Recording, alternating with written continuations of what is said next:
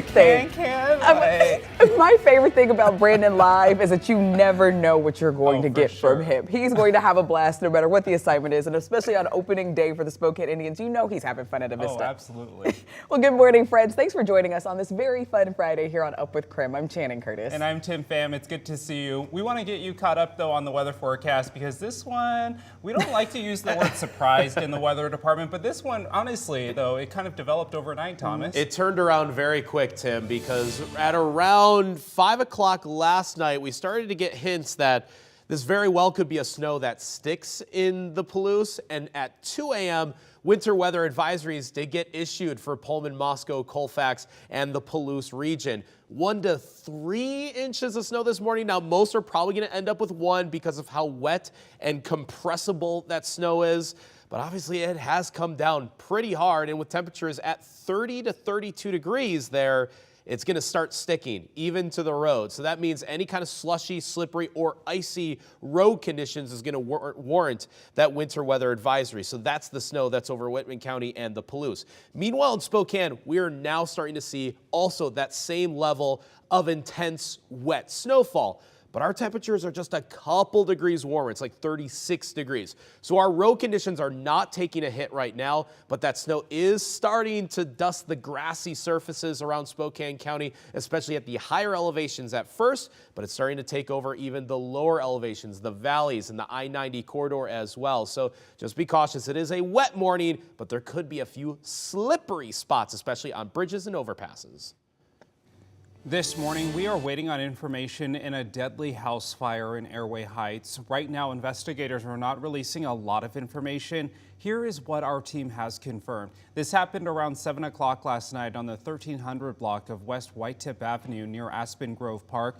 This is just north of US 2. Crews quickly put out that fire, but when they went into the house, they did find one person dead. KREM 2 spoke to one man on the scene who says his cat also died in the fire.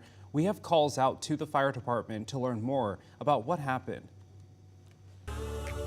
At 6:03, let's take a look at your morning rush. More news in less time. This morning, Spokane police are continuing to investigate a shooting on the South Hill. Now, this happened last night on East 29th Avenue. According to police, an argument between two people escalated and one of them shot the other in the leg. The person who was shot was able to drive themselves to the hospital to be treated, and they are expected to be okay. At this time, police have not arrested anyone. The Federal Transit Administration will now send more than $377 million to Washington State, and Spokane will get a little more than $12 million of that money. Now, the money is meant to help expand, modernize, maintain, and operate public transportation systems, as well as plan and design new transit corridors. Idaho Fish and Game has launched a new program to track the Gem State's turkey population. They're strapping leg bands and GPS tracking backpacks to the birds. The goal is to understand why turkeys do well in certain areas. With turkey hunting season just weeks away, the department says it's okay if hunters shoot the tagged birds. Just make sure to report it to the Panhandle Regional Office. And that's a look at your morning rush. New this morning, Boeing paid Alaska Airlines $160 million for the grounding of the 737 MAX 9 in the wake of January's door plug blowout. The compensation is for Alaska's first losses after the FAA grounded the planes. Alaska reports its first quarter results were significantly impacted by the incident. The airline says it expects additional compensation beyond the first quarter. Boeing and Alaska have separately denied any legal responsibility for injuries caused to dozens of passengers on that flight. Meanwhile, a Reuters report says regulators set up factory checks, slowing down Boeing's production of 737 MAX jets. The FAA capped production at 38 jets per month after the door plug blowout incident. Reuters reports that Boeing's monthly output is well below that limit, falling into the single digits last month. Well, the countdown is on. In just about 12 hours, the Spokane Indians will open their 2024 season. The Indians will take on the Vancouver Canadians at 6:35 p.m. And tonight is also KREM 2 night. So, of course, this morning we sent out our Brandon T. Jones live at the ballpark this morning, and he is getting us ready for the game and all of the excitement for tonight. Brandon, I love the gear that you have on. You picked up some swag while you've been out this morning. Yeah. Oh, good morning, Channing. You know, we had to start repping the team, and we're happy to be out here live this morning. And of course, we also got to talk about the ballpark food, right? So we're back with Kyle Day, the general manager of this world-class organization, the Spokane Indians. And so, Kyle, I mean, talk to us about what we're looking at right now. Yeah, when people come to the ballpark, they need to eat, right? Exactly. So we've got them covered. We've got tanker nachos. Yeah. My favorite, it's hard when you come to the ballpark to beat a good old hot dog. For sure. So for me, a hot dog is where it's at. Absolutely. And of course, we know we got some ballpark food connoisseurs back at the station.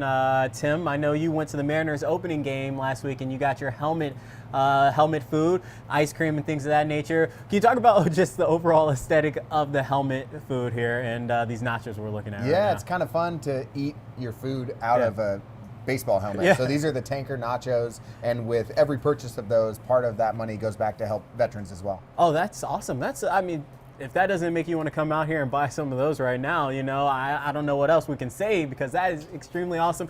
But Kyle, what is it about just the minor league overall in general? You know, I think there's just such a cool, close-knit community here, and people get excited about it coming out to these Indians games. They do. For me, the best thing about working in minor league baseball is the interaction we get to have with the fans. So I get to say hello to the fans and welcome them to the stadium when they come here, and I get to say goodbye when they leave at the end of the game. So that personal interaction with fans is really why we do what we do. Absolutely. And then on top of that, you guys have all those events throughout the season, whether it's like a Star Wars night or, you know, just some of those ball games where you can really have fun with it, whether it's like Marvel or things of that nature too. Does that make it more exciting too? It does, yeah. We recognize that not everyone is a huge baseball fan, so we try to do something to entertain as well, whether it's the fireworks, the Marvel, the different jerseys, Star Wars, everything. When you come to a Spokane Indians game, you never know what you'll see. Well, what are you most excited for tonight?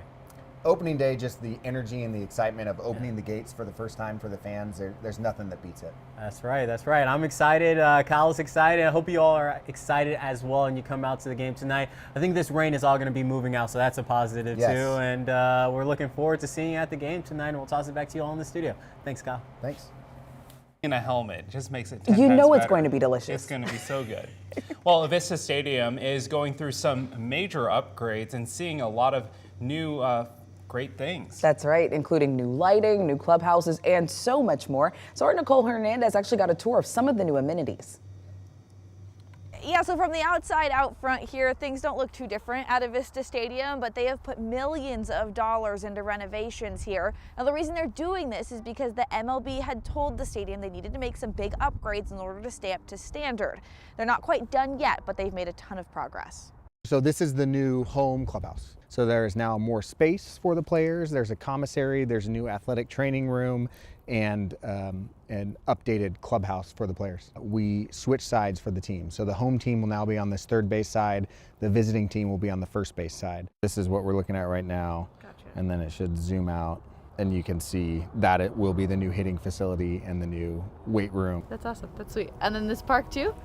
Yeah, so right over here, this is Molina Field. We added some space to the wiffle ball area, to the grass area as well. So just some additional spaces for fans to enjoy during the games. Out here, one of the new things that people will see is that batter's eye there. So that is a Major League Baseball requirement. On the other side of that batter's eye will be our new grounds crew building. How long did it take you guys to get to this point? Like, when did you start these renovations? The renovations themselves started really right after our season, so September or so of 2023, knowing that we had roughly an April 1st deadline for the team to arrive. How much more do you have left? After the season this year, they will work their way onto the field. So we will do a full field renovation. We will do a dugout renovation and upgrade on both sides as well. We will have spectator netting from foul pole to foul pole, padded outfield walls. Those are the primary projects that we have to finish off those Major League Baseball standards and get us compliant. Do you have a deadline to meet the rest? We do, yeah. We'll be fully compliant by opening day of next year. Wow, that's so fast. Yeah, it's been several years coming, but we feel really good about it, and we're excited about the changes, and they're welcome upgrades for the players, and we should have some great fan amenities. 6:10, another check of our weather conditions. This is a live look in at Highway 95 in Moscow, and you can see that the snow is on the roads, and that is what has prompted winter weather advisories this morning. Very slushy and slippery conditions on the Palouse, and that is likely what it also looks like in Pullman and near Colfax, those regions all under winter weather advisories. The heaviest snow is just drifting westward, so the heaviest is out of Moscow. You can tell where these darker blue shades are over mostly Whitman County right now to the west of that line that I just drew. Still over Pullman, Colfax, Steptoe, but it's lightened up a little bit in Moscow, but damage done because that snow is on the ground. There's Coeur d'Alene, easily can tell that it is currently snowing, but the grass still visible. Temperature is just a little bit warmer, and that's the difference between the Palouse, where it's 30 to 32 degrees, versus Coeur d'Alene to Spokane, where it's been about 35 and 36 degrees respectively. So that is the difference, and it will make a difference for road conditions as well. So both rain and snow falling this morning, and it's transitioning more into snow during the morning hours, but it will go back to a chance for scattered showers in the midday and afternoon hours today.